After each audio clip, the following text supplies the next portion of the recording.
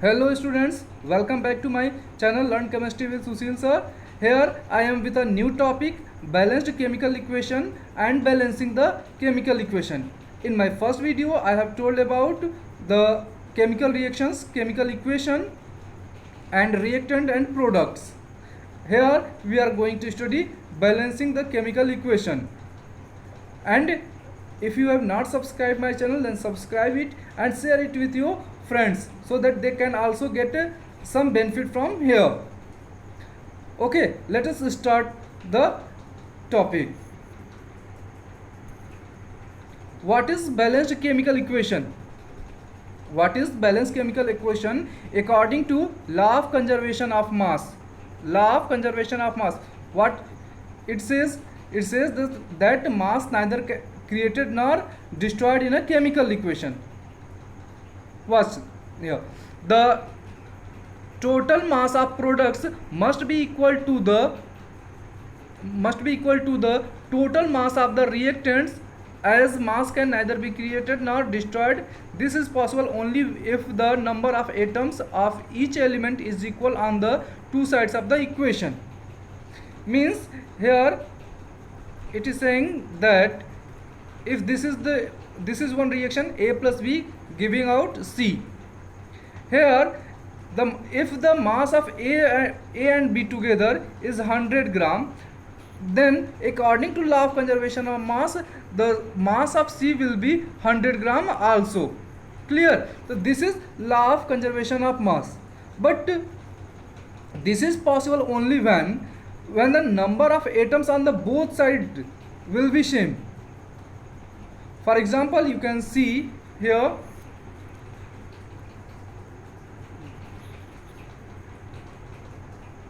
such an equation in which the number of atoms of each element on the two sides of the equation is same is called balanced chemical equation. Here in the example, Mg plus O2 gives out MgO. Is it balanced? मतलब क्या ये balance equation है? Balance equation में हमें check क्या करना है कि number of atoms both side में इक्वल हैं या नहीं है. तो यहाँ पर चेक करिए, magnesium single atom left side में पूरे और राइट साइड में भी सिंगल एटम, मतलब कि मैग्नीशियम बैलेंस्ड है. बट ऑक्सीजन देखिए यहाँ पर 2 एटम बट यहाँ पर सिंगल एटम, तो ये लेफ्ट साइड में एक ज़्यादा ऑक्सीजन एटम है, तो ये इक्वेशन बैलेंस्ड इक्वेशन नहीं है, तो ये अनबैलेंस्ड इक्वेशन है. Whereas in the next example 2mg plus O2 gives out 2mgO. Here 2mg on left side, 2mg on right side. Here 2 oxygen atom on left side, and here it is also 2 oxygen on the right side, because this 2 is for magnesium as well as for oxygen. So this is why this equation is balanced equation, balanced chemical equation. In next example you can see Zn plus H2SO4 gives out ZnSO4 plus H2. Here Zn is single atom on left side, Zn is single atom on right side. It means Zn is balanced. Hydrogen is 2 atoms on left side as well as 2 atoms on right side. Hydrogen is also balanced. And sulfur is 1 atom on left as well as on right. Sulfur is also balanced. 4 oxygen on left side and 4 oxygen on right side. It means the all elements are in balanced state here. So this chemical reaction will be balanced. In next reaction you can see here hydrogen H2 plus chlorine Cl2 gives out HCl. It is not balanced, since in reactant side, or you can say in left hand side, the number of hydrogen and chlorine atoms are 2, but on the right side in product portion the number of atoms of hydrogen and chlorine are single. This is why this chemical reaction is unbalanced equation. But in the next example you can see here it is 2HCl. It means 2 hydrogen and 2 chlorine on the right side, and in the reactant side or you can say on the left hand side the number of atoms are similar to the right hand side. Okay, So thus you can check the reaction which is balanced or not balanced. So you check the following reactions. Okay, here it is written this is unbalanced and this is balanced chemical reaction. Check it. Okay, now we are going to study balancing the chemical equation. How we can balance the chemical equation. Okay, watch here. For example, here a chemical reaction in word form is given, that is iron plus steam plus magnetic oxide plus hydrogen. Then what you have to do, if such type of word equation is given, then your first step will be to write it in the elements form, or you can say in the formula form you have to write it. Here iron is Fe and steam is H2O. H2 is a matter which can be present in liquid, solid or gaseous state. The steam is the gaseous state, and magnetic oxide Fe3O4, hydrogen H2, not H. Okay, here FeO is ferrous oxide. This one FeO is ferrous oxide, whereas Fe2O3 is ferric oxide. Fe2O3 is ferric oxide. Then Fe3O4, this is known as magnetic oxide. Clear? Then you should remember it. Here we have write it in the chemical equation form. Before this is your first step, and the second step is you have to put these compounds in a square bracket. Why you have to put these compounds in square bracket? Because in square bracket we don't have to do any change. It means कि ये सब compounds name है और के पूरे chemical reaction में H2O H3O नहीं बन सकता, Fe3O4 Fe2O3 नहीं हो सकता. तो this is why we are writing it in square bracket. It is only representing that in square bracket we don't have to do any type of change. Okay. See here, after that we have to make a table. For elements and their number of atoms in reactant side as well as on product side. यहाँ पर हमें 3 column बनाना है. एक में element की name लिखना है, दूसरे में रिएक्टेंट और इक्वल से right here LHS left hand side, और तीसरे कॉलम में हमें प्रोडक्ट लिखना है. क्लियर? यहाँ पे प्रोडक्ट लिखना है. तो और देखिए रिएक्टेंट साइड में हमें जो एलिमेंट्स प्रेजेंट हैं वो एलिमेंट्स हमें लिख देना. जैसे आयरन प्रेजेंट है, H2O मतलब हाइड्रोजन और ऑक्सीजन प्रेजेंट है, तो हाइड्रोजन और ऑक्सीजन हमने यहाँ पर रिप्रेजेंट कर लिया. क्लियर? तो ये 3 एलिमेंट्स, इस 3 एलिमेंट के अलावा चौथा एटम इसमें नहीं प्रेजेंट है. और लेफ्ट हैंड साइड में Fe कितना एटम प्रेजेंट है? सिंगल एटम प्रेजेंट है, तो यहाँ हमने सिंगल एटम 1 एटम लिख दिया. हाइड्रोजन 2 एटम प्रेजेंट है तो हमने यहाँ पर 2 लिख दिया. ऑक्सीजन 1 एटम प्रेजेंट है तो हमने यहाँ पर 1 लिख दिया. सिमिलरली Fe जो आयरन एटम है राइट साइड में 3 एटम्स है, तो हमने Fe के रिएक्टेंट में तो 1 लिखा है बट प्रोडक्ट में कितना लिखा है? 3 लिखा हुआ है. सिमिलरली हाइड्रोजन 2 है और यहाँ पर भी 2 है, तो हमने यहाँ पर भी 2 लिखा है और यहाँ पर भी 2 लिखा हुआ है. यानी कि रिएक्टेंट साइड में भी हाइड्रोजन 2 है, प्रोडक्ट साइड में भी हाइड्रोजन 2 है. ऑक्सीजन रिएक्टेंट साइड में 1 है और प्रोडक्ट साइड में 4 है. Okay, then what?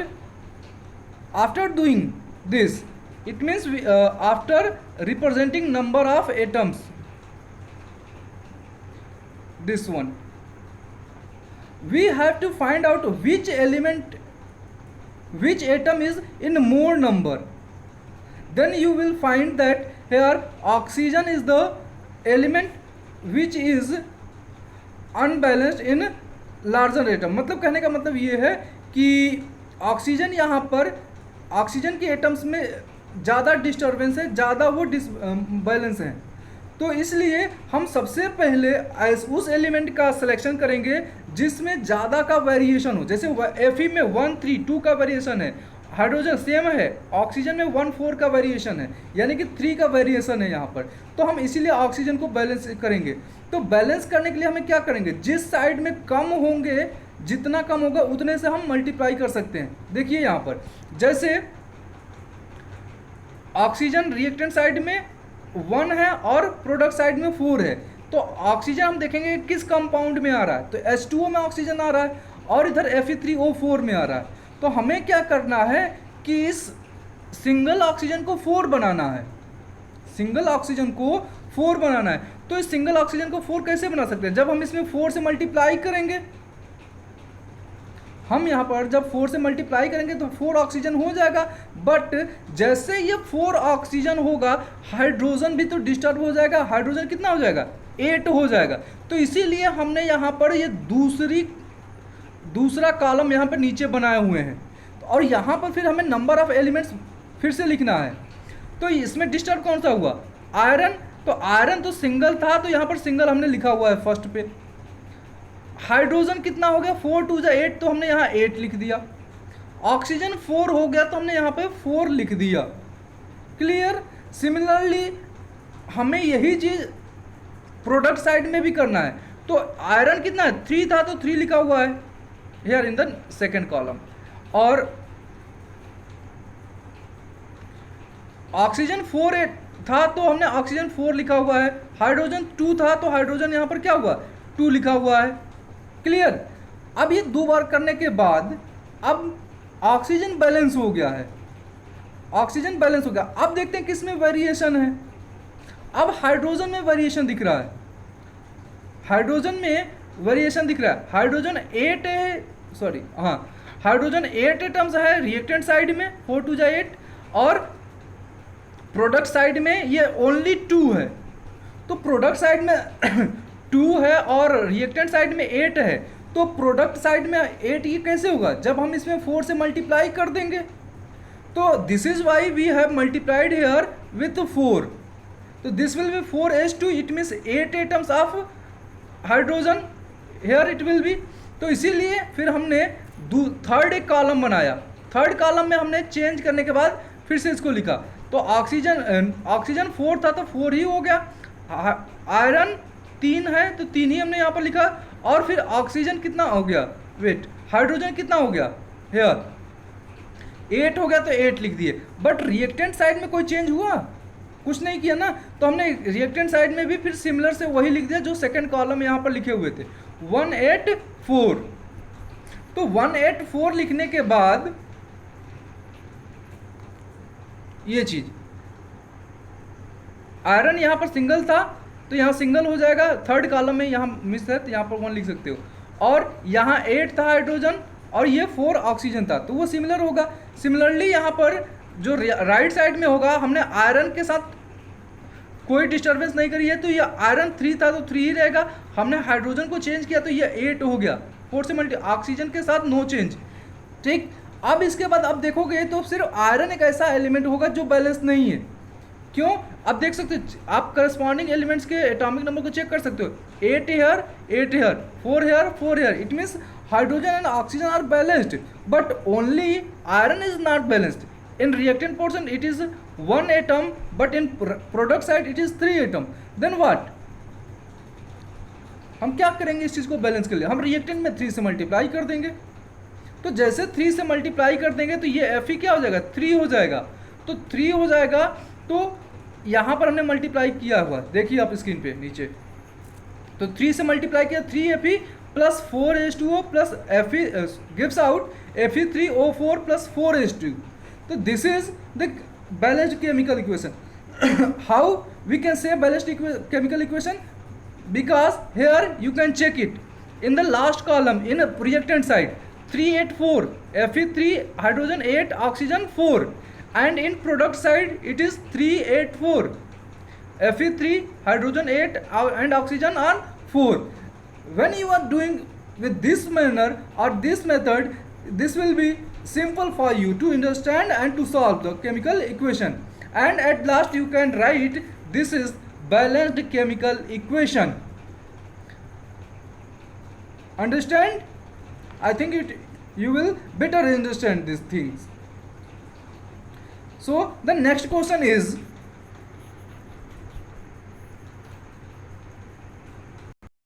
here question chemical reaction CO carbon monoxide plus 2H2 gives out CH3OH. This is the methanol.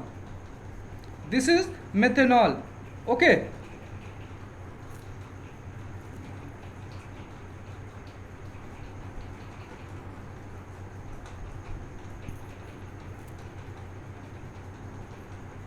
This is methanol, and you can check when you are checking the number of reactants, you will get the same numbers on reactant and on the product side. Carbon is 1 1 on both side, oxygen is 1 1 on both side, and hydrogen is 4 4 on both side. Here 3 atom plus 1 atom, this will 4 hydrogen atom, and here 2 into 2 4 atom. So this type of reaction are balanced already, so you don't have to change in it. So this is the balanced chemical equation. Next equation is C6CO2 12H2O plus C6H12O6 plus 6O2 6H2O. This is also a balanced chemical equation. You can watch and check it. Here the next question is,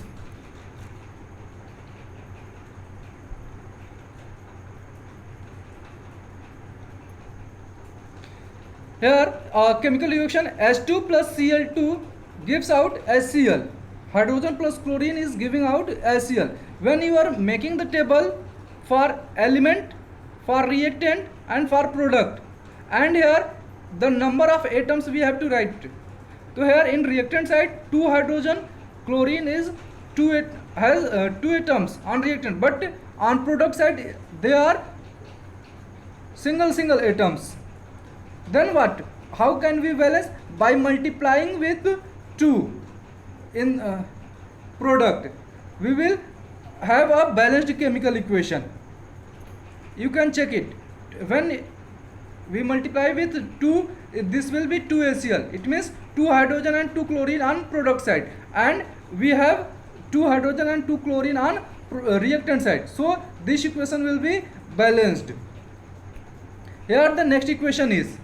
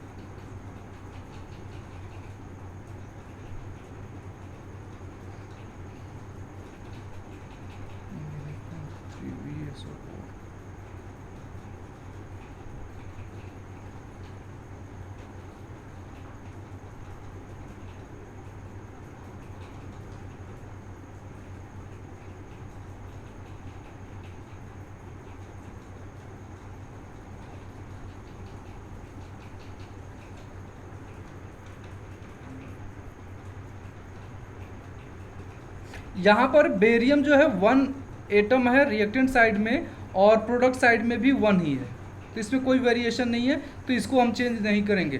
तो अभी मतलब change करेंगे लेकिन letter बाद में। Chlorine 2 और 3 है, aluminium 2 और 1 है, सल्फेट जो है वो यहाँ पर 3 है, यहाँ 1 है, तो सबसे ज़्यादा वेरिएशन यहीं पर है। तो सबसे पहले हम सल्फेट को चेंज करेंगे, इसको बैलेंस करेंगे। तो ये बैलेंस कैसे होगा? जैसे 3 एटम्स 3 यूनिट लेफ्ट साइड में है रिएक्टेंट पोर्शन में, और सिंगल यूनिट ही है प्रोडक्ट साइड में। तो हम क्या करेंगे, प्रोडक्ट साइड में 3 से मल्टीप्लाई कर देंगे, तो ये सल्फेट 3 हो जाएगा, और साथ में बेरियम भी 3 हो जाएगा प्रोडक्ट में। तो हम यहाँ पर चेंज करेंगे इसमें, तो जैसे 3 से मल्टीप्लाई किए तो ये 3 हो गया और ये 3 हो गया, 1 इंटू 3 1 इंटू 3, तो 3 3, तो यानी कि अब बेरियम यहाँ 1 था तो 3 हो गया, 3 से मल्टीप्लाई करें, बाकी सेम वैसे ही रहेंगे, कोई चेंज नहीं होगा। तो बेरियम जब 3 हो गया तो अब हम क्या करेंगे, बेरियम में क्या होगा, ज़्यादा वेरिएशन है, तो बेरियम में जब ज़्यादा वेरिएशन है तो हम पहले बेरियम को यहाँ पर क्या बैलेंस करेंगे, तो 1 इंटू 3, तो ये 3 है, अब रिएक्टेंट में 1 है, तो इसमें क्या करेंगे, हम जनरली 3 से मल्टीप्लाई कर देंगे रिएक्टेंट में। तो जैसे हम 3 से मल्टीप्लाई करेंगे बेरियम के लिए हम कहाँ मल्टीप्लाई करेंगे, जो बेरियम वाला कंपाउंड होगा उसमें, तो जो बेरियम वाला कंपाउंड है उसमें हमने 3 से मल्टीप्लाई किया तो ये 3 बेरियम हो गया, बट साथ में क्या हुआ, 6 क्लोरीन एटम हो गया भाई, 6 क्लोरीन एटम। यहाँ पर सेकंड कॉलम में आप देख सकते हो वेरिएशन कि हमने 3 से मल्टीप्लाई किया तो 3 बेरियम और 6 हाइड्रोजन हो चुका है, और एल्यूमिनियम 2 है जैसा कि पहले कॉलम में था, और सल्फेट 3 है तो 3 ही हो गया। सिमिलरली राइट साइड में भी आप देखोगे तो इसमें कोई कंसंट्रेशन में चेंज नहीं हुआ है इन दोनों के बीच वाले में, तो हम उसको कुछ नहीं करेंगे। अब क्या करेंगे, जब क्लोरीन 6 एटम हो गया और राइट साइड में 3 ही है, तब क्या करेंगे, अब हम क्लोरीन को यहाँ बैलेंस करेंगे, तो क्लोरीन को बैलेंस करने यहाँ पर 6 है, यहाँ पर 6 है, बट यहाँ पर 3 ही है, तो हम करेंगे ये कैसे बैलेंस होगा, तो इसको बैलेंस करने के लिए हम प्रोडक्ट में अगर 2 से मल्टीप्लाई कर दें तो 3 2 या 6 हो जाएगा।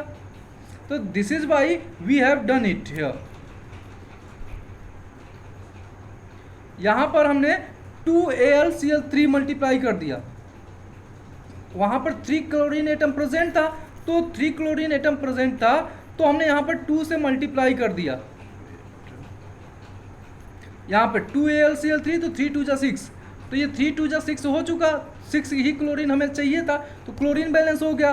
फिर अब एल्यूमिनियम चेक करते हैं क्या बैलेंस हुआ नहीं हुआ, तो यहाँ पे 2 क्लोरीन एटम रिएक्टेंट में था, तो यहाँ पर 1 इंटू 2, क्योंकि AlCl3 यहाँ एक Al था 3 Cl थे, तो एक Al जो जब 2 से मल्टीप्लाई करेंगे तो 2Al हो गया।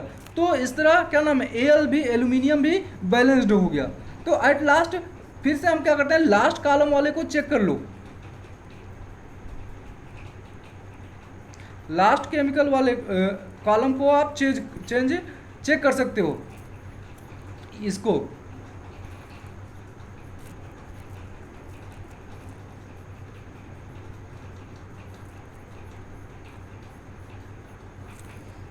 ये 3 6 2 3 3 6 2 3, तो this is the balanced chemical equation. I think you have understand it better. So practice for next chemical reaction which are given in your exercise, and if you got problem there then you can comment here. Okay, thanks for watching my video and don't forget to share it with your friends.